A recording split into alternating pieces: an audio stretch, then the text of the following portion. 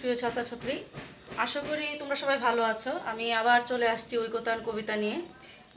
ঐকতান কবিতার আমি রবীন্দ্রনাথ ঠাকুরের জীবনী বলবো না, ওনার সমগ্র জীবন নিয়ে টুকিটাকি আলোচনা করেছি, কারণ ওনার জীবনের যে ব্যাপকতা ওইটা আলোচনা করতে গেলে বা তোমাদের সাথে ভাগ করে নিতে গেলে এটা পুরো একটা ক্লাস, 1 ঘন্টার একটা ক্লাসের দরকার, আরও বেশি দরকার।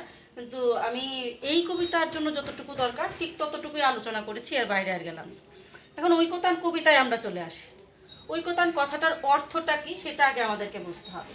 ঐকতান কথাটার শাব্দিক অর্থ যদি আমরা বলি, সম্মিলিত সুর। এখন সম্মিলিত সুর কিসের সুর? সমগ্র বাদ্যযন্ত্র মিলে যদি একটা সুর তৈরি হয় তাহলে সেটা ঐকতান। কিন্তু প্রশ্ন উঠতে পারে যে সমগ্র বাদ্যযন্ত্র মিলে যে কোনো একটা সুর হলো, কিন্তু সেটা শ্রুতিমধুর হলো না বা আমার শুনতে ভালো লাগলো না, সেটা কি ঐকতান? না, সেটা ঐকতান নয়। ঐকতান হচ্ছে সেটাই যে সময় মানে সকল বাদ্যযন্ত্র একসাথে বাজার পরেও একটা শ্রুতি মধুর সুর, যেটা আমাদের কানে শুনতে ভালো লাগবে, আমাদের হৃদয়ে দোলা দিবে, সেরকম একটা সুর যখন তৈরি হবে তখন সেটাকে আমরা বলবো ঐকতান।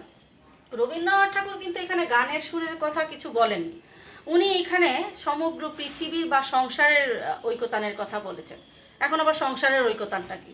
সংসারের ঐকতানটা হচ্ছে প্রতিদিন সূর্য উঠছে, সূর্য ডুবছে, আবার রাত হচ্ছে, দিন হচ্ছে, যে যার কাজ ঠিক ঠিকভাবে করছে, এইটা হচ্ছে ঐকতান। কিন্তু এই ঐকতানের ভঙ্গ কখন হয় বা কখন ছেদ পড়ে? যখন ধরো কিছুদিন আগে, বেশি দিন আগে যাওয়ার দরকার নাই, আমাদের ঘূর্ণিঝড় আম্পান হলো। এই আমপানে কি দেখা গেল? একেবারে সব কিছু লণ্ডভণ্ড হয়ে গেল। উপকূলীয় এলাকার, এখানকার কম। তো উপকূলীয় এলাকার যখন লণ্ডভণ্ড হয়ে গেল, এখানে কিন্তু প্রকৃতি রুষ্ট। তার মানে এই জায়গাটাতে ঠিক ঐকতান ছিল না। আমি সহজ ভাষায় আসলে বোঝানোর জন্য এই কথাটা বলেছি। আর আরও একটা ব্যাপার আছে, যে যার কাজ ঠিক ঠিকভাবে করবে। ধরো আমি শিক্ষক, আমি পড়াচ্ছি, কিন্তু যে কৃষক সে জমিতে চাষ করছে বা কৃষি কাজ করছে, যে জেলে সে মাছ ধরছে, যে শ্রমিক সে তার নির্ধারিত কাজ করছে, কেউ রিক্সা চালাচ্ছে, কেউ কলকারখানায় কাজ করছে, কেউ মোটে মজুর, যে যে যার কাজটা করছে, এই সমগ্র কিছু মিলেই আমাদের এই পুরো পৃথিবীটা একটা সুন্দর সুরের মধ্য দিয়ে চলছে। এখন রবীন্দ্রনাথ ঠাকুর এই কবিতার শুরুতে উনি বলেছেন যে এত বিশাল পৃথিবী, আমি তো কিছুই জানি না, আমি একেবারে ক্ষুদ্র একটা কোণে আছি। এরপরে উনি চলে গেছেন যে পৃথিবী ঠিকঠাকভাবে চলছে, নানা কবি নানা দিক থেকে তাদের সৃষ্টিকর্ম দিচ্ছেন। আর সবার সাথে শুধু আমার এইটুকুই যোগ যে আমি ওদের সাথে সঙ্গ পাই, ওরা কি বলছে সেটা আমি জানি, আমি কি বলছি ওরাও ওটা জানছে। আবার একটা জায়গায় গিয়ে বলছে উনি এমন একজনের প্রত্যাশা করছেন যিনি কিনা উনি যে কাজগুলো করতে পারেননি বা যে কথাগুলো উনি বলতে পারেননি সেই কথাগুলো উনি এসে বলবেন। সেটা কবি হতে পারে, সাহিত্যিক হতে পারে, বা অন্য যে কেউ হতে পারে, যে কিনা এই সাধারণ মানুষগুলোর কথা বলবে। এখন প্রত্যাশা করেছেন কাকে? এমন একজন মানুষকে যে সাধারণ মানুষের কথা বলবে। এখন সাধারণ মানুষ তো কথা বলতে পারে, তাহলে বলার আর দরকারটা কি? দরকার আছে। সাধারণ মানুষ কিন্তু তার যে কষ্টটা আছে সেটা সে নিজে নিজে বলে, কিন্তু উপযুক্ত জায়গায় গিয়ে বলতে পারে না। ধরো একজনের সাথে একটা অন্যায় হলো, কিন্তু সেই অন্যায়টা সে প্রতিবাদ করতে পারছে না, এবং প্রতিবাদ করার জন্য যে যে জায়গায় যাওয়ার দরকার সেই সেই জায়গাগুলোতে সে যেতে পারছে না। এই মানুষগুলোর হয়ে যে কথা বলবে কবি, এরকম একজন মানুষের কথা মানে প্রত্যাশা করেছেন, বা এরকম একজন মানুষের আগমন প্রত্যাশা করেছেন। উনি কিন্তু এই কারণে আমাদের জাতীয় কবি মানে আমাদের কবি কাজী নজরুল ইসলাম ওনাকে খুব পছন্দ করতেন, কারণ কাজী নজরুল ইসলাম ওই সময়কার সময়ে উনি যেগুলো বলতে পারেননি ঠিক সেইগুলোই বলতে পেরেছিলেন। কারণ ওই সময়ে আমাদের উপমহাদেশে সবচেয়ে বেশি যেটা দরকার ছিল প্রতিবাদ, অন্যায়ের প্রতিবাদ, এটা আমাদের কাজী নজরুল ইসলাম খুব ভালো করে করেছিলেন। এবং রবীন্দ্রনাথ ঠাকুর এবং কাজী নজরুল ইসলামের সম্পর্কটা, যেহেতু কাজী নজরুল ইসলামের প্রসঙ্গে এসেই গেল, আমি সম্পর্কটা নিয়ে কিছু বলি। অনেকেই আবার আমাকে ক্লাসে প্রশ্ন করে যে ম্যাডাম, আমি শুনেছি রবীন্দ্রনাথ ঠাকুর আর কাজী নজরুল ইসলাম নাকি একেবারেই একজন আরেকজনকে দেখতে পারতেন না। ব্যাপারটা কিন্তু মোটেই তা নয়, ওনাদের মধ্যে খুব মিষ্টি মধুর সম্পর্ক ছিল। তো কাজী নজরুল ইসলাম যখন জেলে, আমি একটা ছোট্ট ঘটনা বলবো, যখন জেলে 1923 সালের ঘটনা, তখন উনি ওনার জেলেরই আরেকজন সহযাত্রী মানে যিনি থাকতেন, নগেন্দ্রনাথ নারায়ণ নামে এক ব্যক্তি, ওনার কাছে উনি এই ঘটনাটা বলেছেন। উনি পরে একটা গল্পেও লিখেছিলেন এই ঘটনাটা। ঘটনাটা এরকম, কাজী নজরুল ইসলাম একবার শান্তিনিকেতনে গেছেন বেড়াতে গুরুজিকে দেখতে। রবীন্দ্রনাথ ঠাকুরকে সবাই গুরুজি বলেই ডাকে। তো গেছে। তো যাওয়ার পরে উনি একদিন দুপুরবেলা রবীন্দ্রনাথ ঠাকুর তার দেহলির বারান্দায় বসে আছে, দুপুরবেলা খাওয়ার পর আমাদের কাজী নজরুল ইসলাম গিয়েও আস্তে আস্তে করে গিয়ে তার পায়ের কাছে বসেছে। বসে তার একটা পা সে টেনে নিয়েছে, মানে ইচ্ছে ছিল কাজী নজরুল ইসলামের একটু হালকা করে টিপে দিবে। তখন আমাদের রবীন্দ্রনাথ ঠাকুর চেঁচিয়ে বলছে, ওরে ছাড় ছাড়, আমার হাড়গোড় তো ভেঙে যাবে। তো আমাদের রবীন্দ্রনাথ কাজী নজরুল ইসলাম স্বাভাবিকভাবে একটু অপ্রস্তুত হয়ে একটু লজ্জা পেলেন। তখন রবীন্দ্রনাথ ঠাকুর কাজী নজরুল ইসলামকে বললেন, কি ব্যাপার, চুপ কেন? সকাল থেকে কি একটা গানও লেখনি, শুধু কি চেঁচালে? তখন কাজী নজরুল ইসলাম মানে একটু রেগে গিয়ে বলছে, আমার মাঝে মধ্যে কি মনে হয় জানেন, আমার মনে হয় একটা লাঠি দিয়ে আপনার মাথায় একটা বাড়ি মেরে দিই। তো রবীন্দ্রনাথ ঠাকুর বলছে, কেন কেন? কাজী নজরুল ইসলাম বলছে, মেরে ফেললে আপনি মারা যাবেন, আপনার ছবির পাশে সবসময় আমার ছবি থাকবে এবং আপনার নামের পাশে সবসময় আমার নাম থাকবে, আমি বিখ্যাত হয়ে যাব।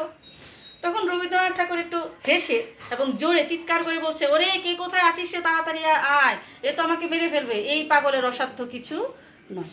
তো এই চিৎকারটা শুনে মানে অনেকেই জড়ো হয়ে গেল। তো এসে বললো, কী ব্যাপার কী ব্যাপার? সবাই ঘটনা শুনে তো হেসেই একেবারে অবস্থা খারাপ। আমাদের রবীন্দ্রনাথ ঠাকুর এবং কাজী নজরুল ইসলামের মধ্যে অনেকটা এরকমই সম্পর্ক ছিল, মিষ্টি মধুর সম্পর্ক। হ্যাঁ, তিক্ততা যে আসেনি সেটাও একেবারে বলা যাবে না, কিন্তু সেটা সাময়িক, খুব বেশি সময়ের জন্য নয়। একটা ভুল বোঝাবুঝির সৃষ্টি হয়েছিল, কিন্তু উনি খুব স্নেহ করতেন আমাদের কাজী নজরুল ইসলামকে। এইরকম একজন মানুষকে উনি প্রত্যাশা করেছেন বলেই কাজী নজরুল ইসলামকে উনি বরাবরই স্নেহ করে এসেছেন। যখন কাজী নজরুল ইসলাম জেলে, উনি চিঠি পাঠিয়েছেন, বসন্ত নাটক ওনাকে উৎসর্গ করেছেন, মানে খুব ভালোবাসতেন। তো রবীন্দ্রনাথ ঠাকুর এই যে এত কথা বলছেন আমাদেরকে, সেটা আমরা কবিতাটা একটু পড়ি, একটু পড়লেই আমরা বুঝতে পারবো। লাইন বাই লাইন পড়ছি আমি, তোমরা বই নিয়ে দেখো। বিপুলা এই পৃথিবীর কতটুকু জানি, আসলেই তো এই পৃথিবীটা বিশাল। তুমি যদি চিন্তা করো পৃথিবীর যে মানচিত্রের কথা প্রেক্ষাপটে চিন্তা করো, বাংলাদেশের মানচিত্রটা অনেক সময় দেখাই যায় না, অনেক ছোট। তার মধ্যে আমরা ছোট্ট একটা শহরে বসবাস করছি, একটা বিন্দু দিয়ে হয়তো আইডেন্টিফাই করতে হবে, বা বিন্দুর জায়গাটাও হয়তো থাকবে না, সেই জায়গাটাতে আমরা বসে আছি। বলছে এই পৃথিবীর আমরা কতটুকু জানি, দেশে দেশে কত না নগর রাজধানী, পৃথিবীর প্রায় 200-র উপরে দেশ, 208টা 10টা এরকম দেশ বা অঞ্চল আছে। এই যে এতগুলো দেশ, তার মানে অনেক শহর, অনেক রাজধানী আছে। মানুষের কত কীর্তি, কত নদীগিরি সিন্ধু মরু, মানুষের অনেক কীর্তি আছে। আসলে তো মানুষ অনেক কিছু করেছে পৃথিবী সৃষ্টি হওয়ার পর থেকে, এত নদী, এত পাহাড়, এত সমুদ্র, এত মরুভূমি, কত না অজানা জীব, কত না অপরিচিত তো, এত প্রাণী আছে যেগুলোকে আমরা চিনিই না। যেমন সাম্প্রতিক যেটা চলছে, করোনা ভাইরাস, আমরা তো এই প্রাণীটাকে চিনতামই না, কিন্তু সে তো ছিল, কোথাও না কোথাও সে ছিল, সে এখন হয়েছে বা সে জন্ম নিয়েছে নতুন করে। আমরা এরকম অনেক কিছুই জানি না, কত না অপরিচিত তরু রয়ে গেল অগোচরে, আমাদের অনেক কিছু আমাদের অগোচরে আমরা জানিই না, এরকম রয়ে গেল। বিশাল বিশ্বের আয়োজন, রবীন্দ্রনাথ ঠাকুর বলছে এই পৃথিবীটা বিশাল, এতটা বিশাল যে আমরা এটাকে চর্মচক্ষু দিয়ে অনুধাবনও করতে পারি না, চোখ বন্ধ করলেও আমরা কল্পনা করতে আমাদের কষ্ট হয়। মন মোর জুড়ে থাকে অতি ক্ষুদ্র তারই এক কোণ, কিন্তু আমার মনটা জুড়ে আছে একেবারেই ক্ষুদ্র একটা কোণ। ধরো বাংলাদেশটা, পুরো বাংলাদেশটাও যদি আমার মনের মধ্যে থাকে, তাহলেও কিন্তু এটা পৃথিবীর তুলনায় একেবারেই ক্ষুদ্র। সেই ক্ষোভে পড়ি গ্রন্থ ভ্রমণ বৃত্তান্ত আছে যাহে অক্ষয় উৎসাহে। বলছে সেই ক্ষোভে আমি কি করি, ভ্রমণ বই পড়ি। ভ্রমণের বই কি? ধরো আমি বেড়াতে গেছি, আমি ওই বেড়ানোর বর্ণনাটা সেটা বই লিখলাম, সেটা ভ্রমণের বই। এইটা কবি পড়ছেন, পড়ে কবি ওখান থেকে জ্ঞান আহরণ করছেন, বা কবি লিখছে, আমি জ্ঞান আহরণ করছি, এটা বলছে। এখন লক্ষ্য করো এই কথাটাতে একটা কথা মনে হলো, রবীন্দ্রনাথ ঠাকুর মোট 12 বার দেশের বাইরে গেছেন, প্রায় 30টার কাছাকাছি উনি দেশ ভ্রমণ করেছেন। এই যে এত দেশ উনি ভ্রমণ করেছেন, ভ্রমণ করার পরেও উনি বলছেন উনি কিছুই দেখেননি। আসলে এটা ওনার বিনয়। আমরা কিন্তু না দেখি আমাদের মধ্যে আত্মহমিকা অনেক বেশি জন্ম নেয়, আমরা আত্মসমালোচনাও করতে পারি না। কেউ যদি আমাদের চোখে আঙুল দিয়ে দেখিয়েও দেয় যে আপনি তো এটা ভুল করেছেন, আমরা খেপে যাই, আমরা নিজেদের ব্যর্থতাটাকে মেনে নিতে পারি না, এবং ব্যর্থতাটাকে সাফল্যে পরিণত করার প্রয়াসও আমরা অনেকেই করি না। কিন্তু রবীন্দ্রনাথ ঠাকুর কিন্তু সেটা করেছেন, এবং উনি বলছেন যে আমি অন্যের ভ্রমণ বই পড়ি, অথচ নিজে উনি 12 বারের উপরে, 12 বারের মতো প্রায় বিদেশে গেছেন। যেথা পাই চিত্রময়ী বর্ণনার বাণী কুড়াইয়া আনি, বলছে আমি যেখানেই বর্ণনার বাণীটা চিত্রময়ী পাই।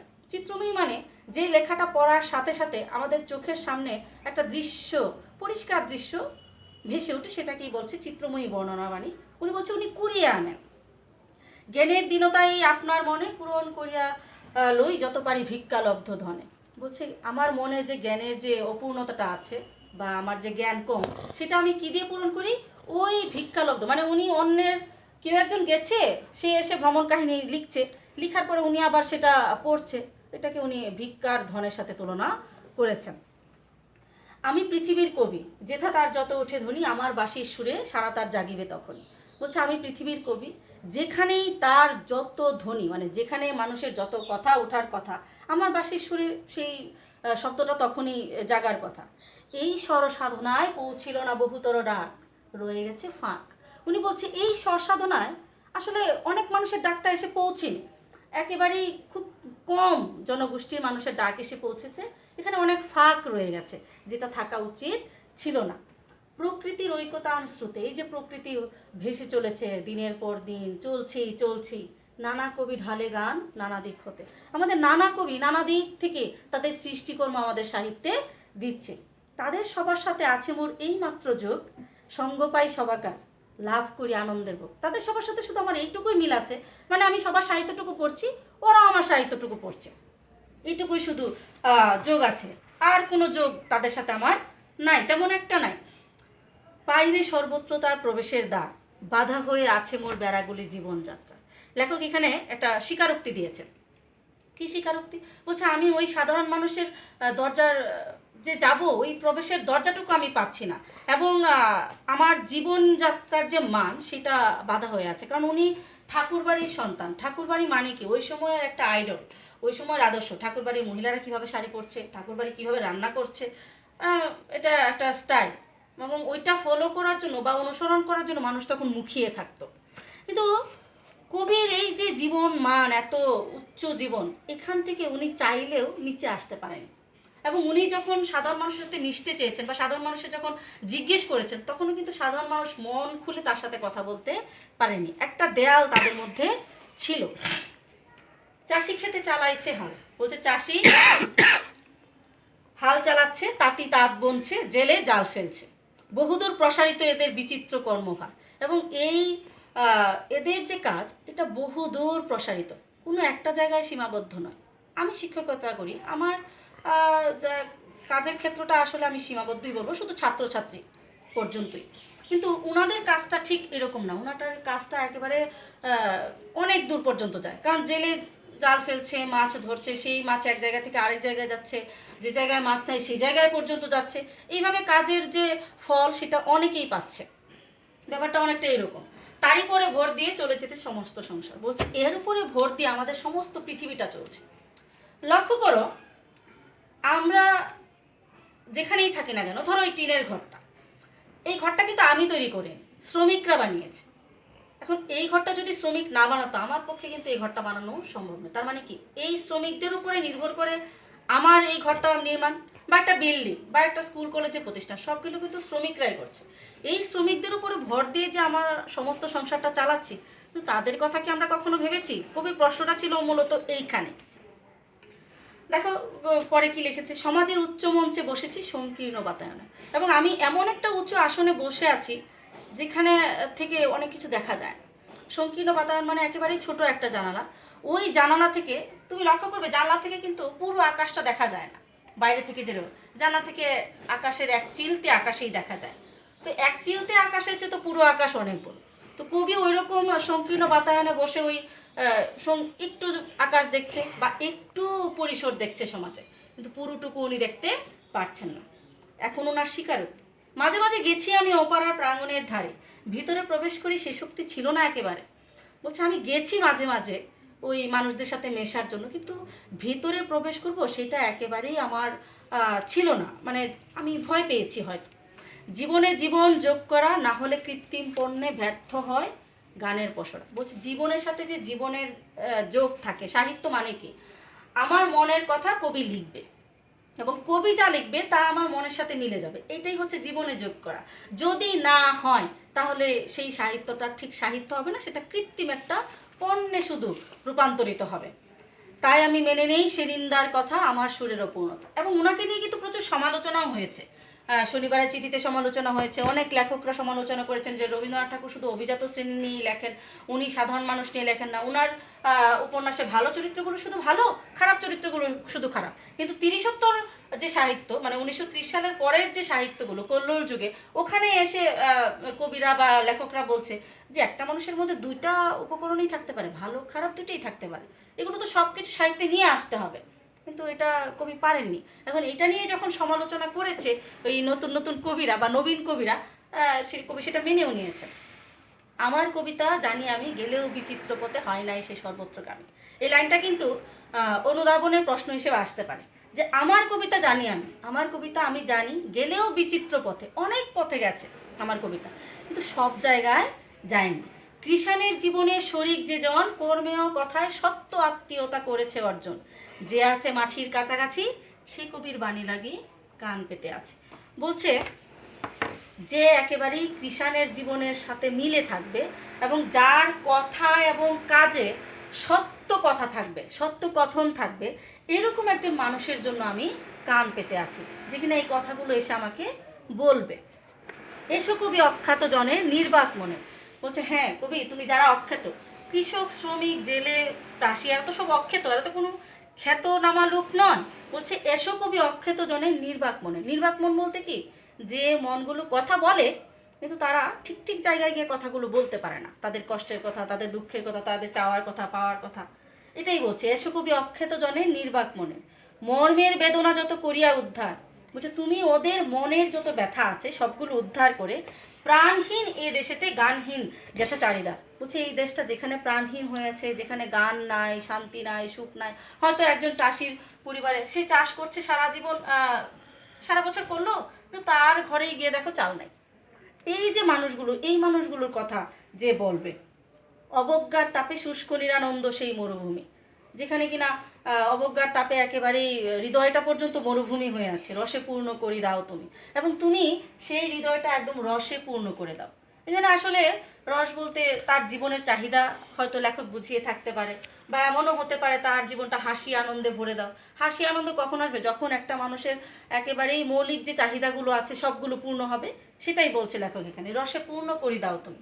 অন্তরে যে উৎস তার আছে আপনার, এবং তার হৃদয়ের মধ্যে যে উৎসটা আছে, তাই তুমি দাও উদ্বারে, এবং তাই তুমি একেবারেই বের করে ফেলো। উদ্বারি মানে অনেকটা বমি করা, মানে নিজের ভিতরে যা আছে সব কিছু বের করা। তো তুমি ওই লোকদের কথা, ওই মানুষদের কথাগুলো একেবারেই বের করে সাহিত্যে নিয়ে আসো, তাহলে এগুলো সব মানুষ জানতে পারবে এবং ওদের জন্য কিছু করবে। সাহিত্যের ঐকতান সঙ্গীত সভা। বলছে এই যে সাহিত্যের ঐকতান সঙ্গীত সভা, যেখানে সবাই বিভিন্ন ধরনের সাহিত্য লিখছে, একতারা যাহাদের তারাও সম্মান যেন পায়। এখন ধরো অনেক বাদ্যযন্ত্র মিলে একটা গান হচ্ছে, এখন দুতারা বাজছে, সেতারা বাজছে, তানপুরা বাজছে, হারমোনিয়াম বাজছে, গিটার বাজছে, অনেক কিছু বাজছে। এখন একতারা যে বাজাচ্ছে সেই যন্ত্রটারও কিন্তু দরকার আছে, কিন্তু এটা যদি যে গান গায় বা যারা অন্য ইনস্ট্রুমেন্টগুলো বাজাচ্ছে সেটা যদি ভুলে যায় তাহলে কিন্তু হবে না। এটাই বলছে লেখক এখানে, যে একতারাটা যার কাছে আছে সেই একতারাটাও যেন সম্মান পায়। মুখ যারা দুঃখে সুখে, মুখ মানে বোবা, যারা দুঃখে সুখে বোবা হয়ে থাকে, নতশির স্তব্ধ যারা বিশ্বের সম্মুখে, এবং যারা সারা পৃথিবীর সামনে সবসময় মাথাটা নিচু করে রাখে। আসলে এরা দেখবা সবসময় মাথা নিচু করেই রাখে বেশিরভাগ সময়, কোনো সময় মাথা উঁচু করে ভালো করে কথা বলতে পারে না, নিজেদের অধিকারের কথাটাও বলতে পারে না। ওগো গণি কাছে থেকে দূরে যারা, তাহাদের বাণী যেন শুন। বলছে কবি যে ওগো গণি, তুমি যার প্রত্যাশা করেছেন, বলছে কাছে থেকেও যারা অনেক দূরে, আমাদের পাশাপাশিই কিন্তু ওরা আছে, শ্রমিক বলো, চাষি বলো, জেলে বলো, তাঁতি বলো, কিন্তু তারপরে ওরা আমাদের কাছ থেকে অনেক দূরে, অনেক দেয়াল ফারাক আমাদের জীবনযাত্রায়। বলছে আমরা যেন এই লোকগুলোর কথা, তার কথায় শুনতে পারি, এবং তোমাদের বাণীতে যেন এই কথাগুলো থাকে।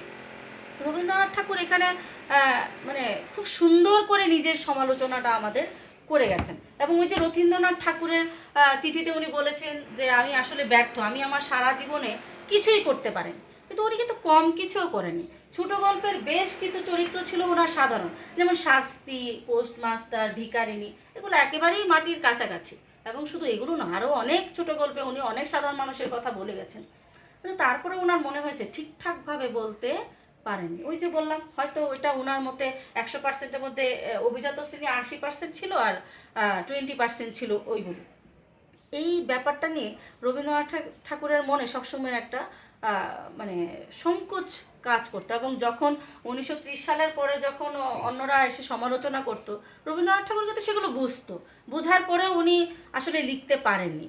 উনি যেহেতু জানতেন না, কারণ সাহিত্য তখনই সফল সাহিত্য হবে যদি ঠিকঠাকভাবে লেখা যায়। এখন আমি একটা উপন্যাস লিখবো, আমি যদি যে প্রেক্ষাপটটা নিয়ে উপন্যাসটা লিখবো সেই মানুষগুলোকেই না চিনি না জানি, তাহলে উপন্যাসটা কিভাবে সার্থক হবে? হবে না তো।